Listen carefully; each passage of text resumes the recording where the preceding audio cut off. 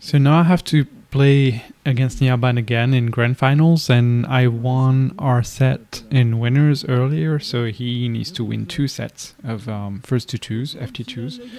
And at this point, my strategy is first, don't get caught by dash-ins or pokes that knock down. Second, make him jump at ranges where I can enter air. Usually, I have to use forward high punch, which is Dakai, because her Tsurugi covers so much distance in the air. And so I have to manage that distance well, right outside of dash in or, right inside of it. And I also have to walk back and forward and counter the way he approaches. And then I have to make good decisions, which I didn't right there. I allowed him, with that EX Fukage hitting, I allowed him to turn the round around, which is something that Makoto is really, really good at. So, the key thing is making the best out of my Geneigen activations, like right here.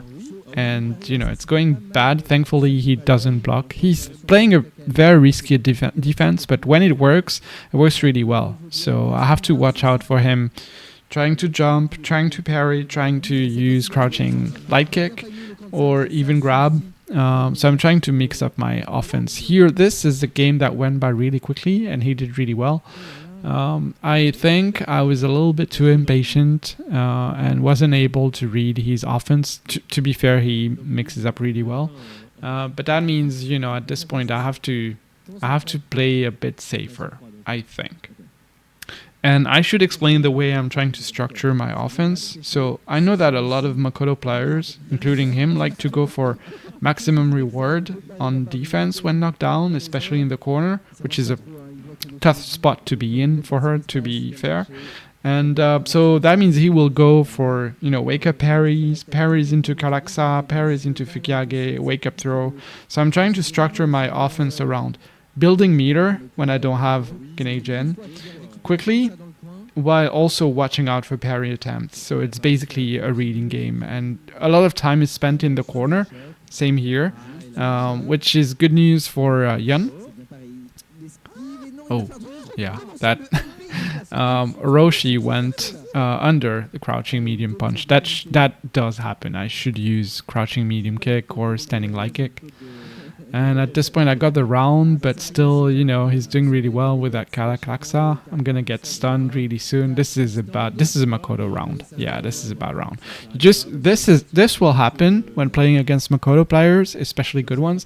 You just have to shake it off. It doesn't matter. You're gonna get knocked down into stun, into perfect or whatever. This is not so bad because I have Geneigen right away. I have this and I make the right choice on offense. The reason this is good is not so much because of damage, although the damage is nice, but it's because of meter. I have almost 50% already. I managed to anti-air with Dakai, like I said earlier, and at this point he is forced to attack because I'm going to get Geneigen. And here he tried to parry forward. He has to make a choice. This is almost a perfect round for me. I can't remember. I don't think I got it perfect. Yeah. And this is really bad. He managed to get that. I had to take a risk with a forward parry. This is really stressful. When you get put in the corner against Makoto with Yun, who doesn't have great defensive options, he definitely could have won the game of that one interaction. At this point, it's 1-1. And I still have, the safety net of being in winners while he doesn't. So I feel like he has to make something happen. He's making decisions. He's trying to counter me. Oh, that was really nice. He knew that my Dakai would whiff, so he used Tsurugi to change the jump arc, and then he grabbed me with Karaksa right away. He's making stronger choices on defense, using grab. Yeah, he's grabbing a lot. Maybe he figured out that I'm trying to parry. I think I'm going to get stunned here. Yeah, that's really good optimization. And that round went by really quickly. I noticed that he's jumping a lot, trying to counter any sort of air approaches with dive kick or jumps. I'm trying not to jump too much because I know he's doing that. This was definitely not optimized to try to get the knockdown here, but I'm just going based off momentum at this point. 2 command grabs because I know he's probably looking for parry at this point. And here I missed the combo. That's too bad because I think that was a round. and I end up making mistakes. Thankfully, he's overextending a little bit. And that EX Fukiage was probably a mistake because he was about to get a meter of, Sage Sen, and he could have definitely come back by using Sage Sen. It does a lot of damage. Here, this is really nice. This neutral jump, Tsurugi in the air, changes the timing at which he lands, which makes my throw whiff, and then he can punish it himself and get a knockdown, which is really good. I wasted that Genei pretty much. At this point, this is a really bad spot to be in. I'm trying to be safe and get meter, but if I get hit by anything, this is the end. And I do, yeah. It was not a great dive kick, and I probably should have tried to jump out of the corner, but at this point, I wasn't sure that he wouldn't be trying to just neutral jump hard kick or trying to counter my approaches. It was just a really bad spot to be in, and he did a good job of wasting my Genei meter. So he wins the first set, and now we're both in losers, and both have to win.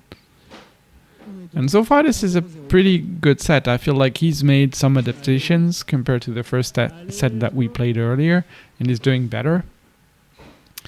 And I'm trying to play a bit safe. Yeah, he got unlucky with the punish. I think that works. He probably delayed it too much. And here, he's doing well by doing dash in low parry, which counters a lot of stuff. So I have to watch out for that.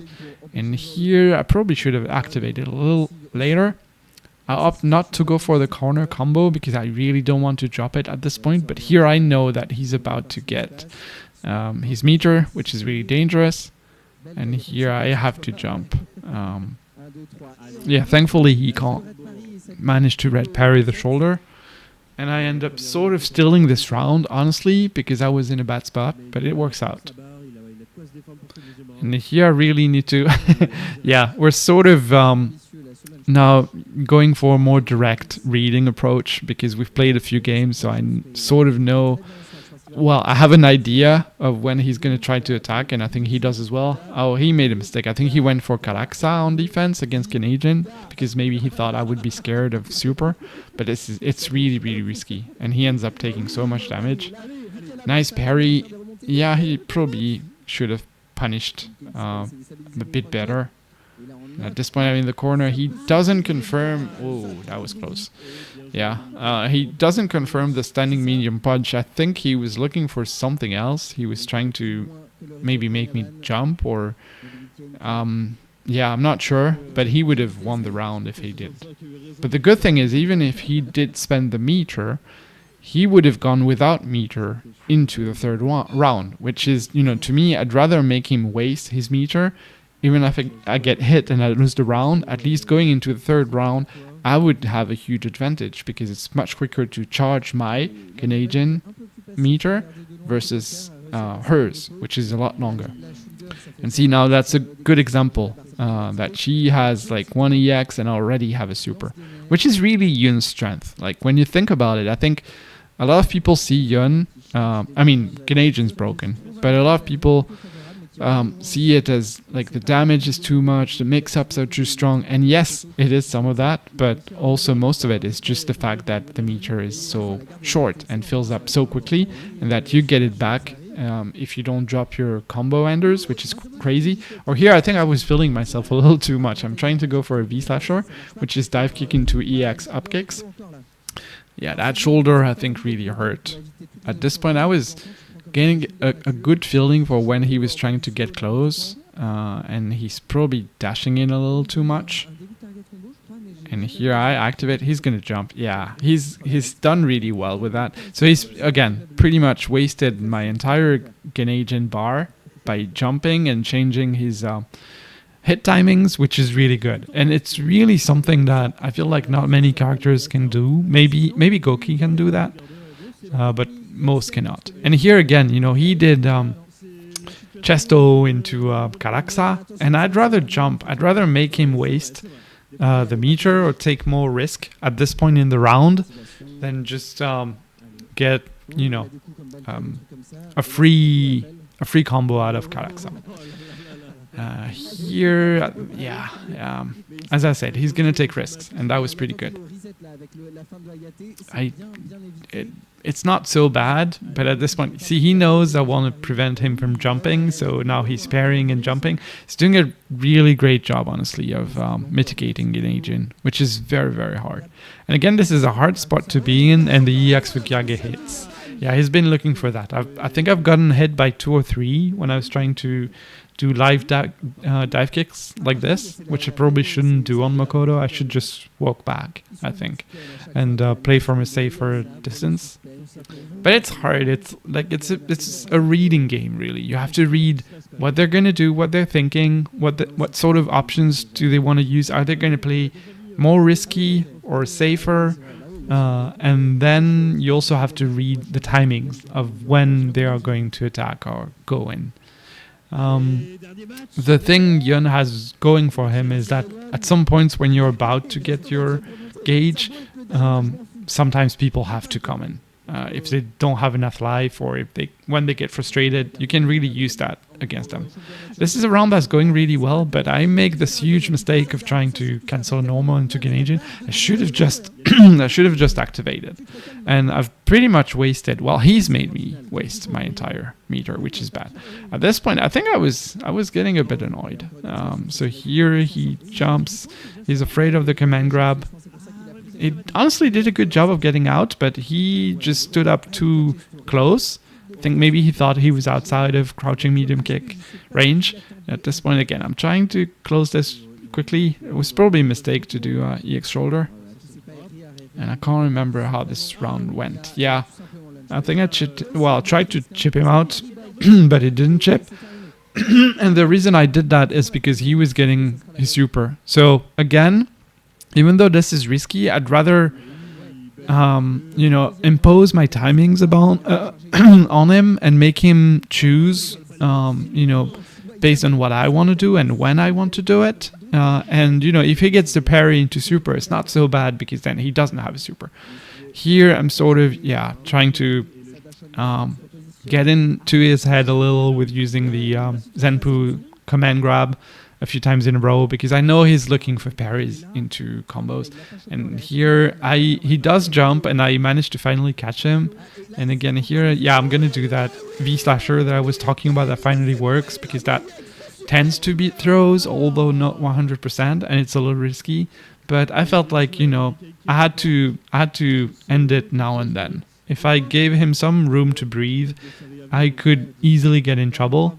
And thankfully I didn't. It was probably the right decision. I'd say that's one thing that I probably do well and much better now than I did in the past, which is figuring out when to attack and when to defend. And that really helps out. Anyway, thanks for listening. Hope this was sort of interesting or useful, and I'll catch you next time.